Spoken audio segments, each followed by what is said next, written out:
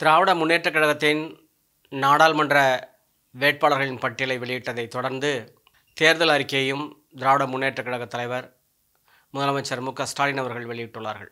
இதில் காணப்படக்கூடிய முக்கியமான வாக்குறுதிகளை தற்போது பார்ப்போம். மாநிலங்கள் உண்மையான சுயாட்சி பெறும் வகையில் இந்திய அரசமைப்பு சட்டம் திருத்தப்படும். ஆளுநர் பதவி தேவையில்லை என்றாலும் அப்பதவி இருக்கும் வரையில் மாநில முதலமைச்சர்களின் ஆலோசனை பெற்றே ஆளுநர்கள் நியமிக்கப்பட வேண்டும். ஆளுநர்களுக்கு அதிக அதிகாரம் வழங்கும் பிரிவு 361 நீக்கப்படும்.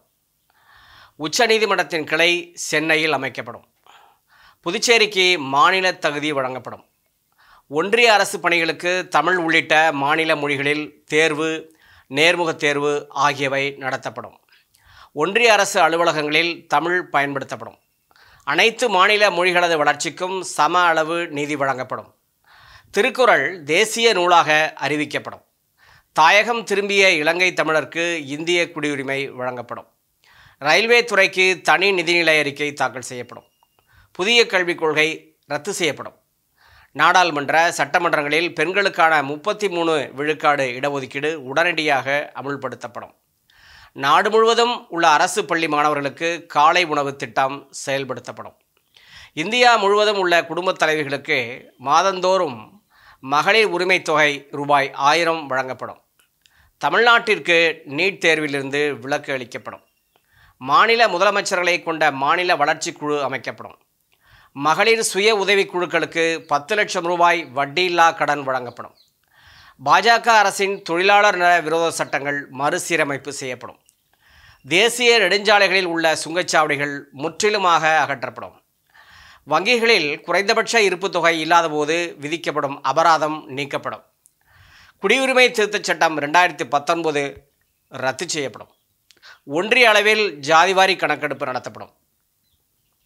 ஜிஎஸ்டி சட்டத்தில் சீர்திருத்தம் கொண்டு வரப்படும். வேளாண் விளைபொருட்களுக்கு மொத்த உற்பத்தி செலவு ப்ளஸ் 50% என்பதை வலியுறுத்தி விவசாயிகளுக்கு குறைந்தபட்ச விலை நிர்ணயம் செய்யப்படும். இந்தியா முழுவதும் மாணவர்கள் பெற்ற கல்விக் கடன் தள்ளுபடி செய்ய நடவடிக்கை எடுக்கப்படும். விமான கட்டணம் நிர்ணயிப்பது முறைப்படுத்தப்படும். எல்பிஜி சிலிண்டர் விலை ரூபாய் 500, பெட்ரோல் விலை ரூபாய் 75 மற்றும் டீசல் விலை ரூபாய் 65 குறைக்கப்படும். பொது சிவில் சட்டம் கொண்டு வரப்படாது. மகாத்மா காந்தி தேசிய ஊரக வேலை உறுதி திட்டத்தின் வேலை நாட்கள் 100லிருந்து 150ஆகவும் ஊதியம் 400ஆகவும் உயர்த்தப்படும். ஒன்றிய அரசின் உயர்கல்வி நிறுவனங்களான ஐஐடி, ஐஐஎம், ஐஐஎஸ்சி, ஐஐஏஆர்ஐ ஆகியவை தமிழ்நாட்டில் புதியதாக அமைக்கப்படும். பாஜக அரசால் கொண்டுவரப்பட்ட மக்கள் விரோத சட்டங்கள் அனைத்தும் மறுபரிசீலனை செய்யப்படும். ஒரே நாடு ஒரே தேர்தல் திட்டம் கைவிடப்படும். மாணவர்களுக்கு வட்டியில்லா கல்விக் கடனாக 4 லட்சம் ரூபாய் வரை வழங்கப்படும். ரயில்வே துறையில் வழங்கப்பட்டு வந்த கட்டணச் சலுகைகள் மீண்டும் வழங்கப்படும். இஸ்லாமியர் மற்றும் இதர சிறுபான்மையினர் மேம்பாடு குறித்து ஆராய்ந்த சச்சார் கமிட்டி பரிந்துரைகள் செயல்படுத்தப்படும். சென்னையில் 3வது ரயில் முனையம் அமைக்கப்படும். இவ்வாறு நாடாளுமன்ற தேர்தலை ஒட்டி திராவிட முன்னேற்றக் கழகம் வெளியிட்டுள்ள தேர்தல் அறிக்கையில் உறுதிமொழிகள் வழங்கப்பட்டுள்ளன. இது திமுகவின் தேர்தல் அறிக்கை மட்டுமல்ல, தமிழ்நாட்டு மக்களின் தேர்தல் அறிக்கை.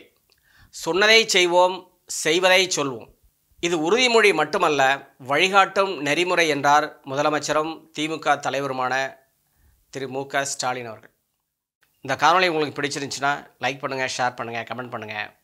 அறிவுச்சுடர் வலைக்காட்சியை மறக்காமல் சப்ஸ்கிரைப் பண்ணுங்கள். வணக்கம், நன்றி.